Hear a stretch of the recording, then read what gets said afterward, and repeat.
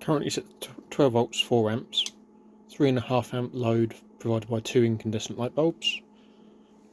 We've got channel 1 is the feedback voltage to the anode of the optocoupler, and channel 2 is the switching PWM output from the rectifying diode of the switch mode power supply.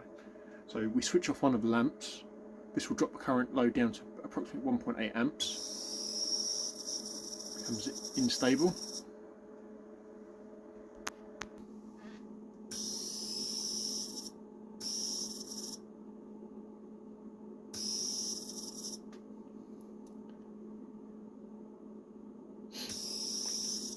If we then turn down the current limit to put the power supply into current limit mode, so it's now changed over to current limit, the voltage has dropped, we're regulating to 1.7 amps, it's nice and stable again. We increase the current limit, it stays stable. So now we have a current limit of,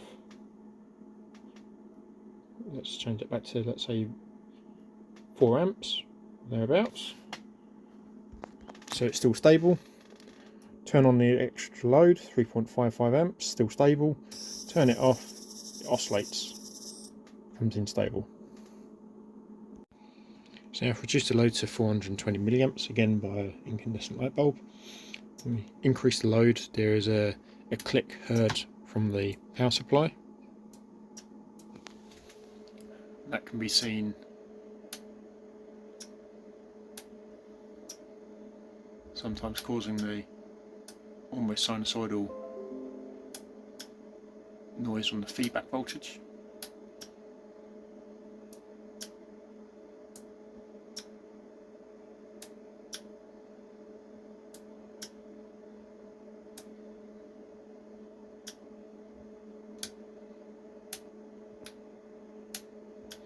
We increase the load sometimes like so.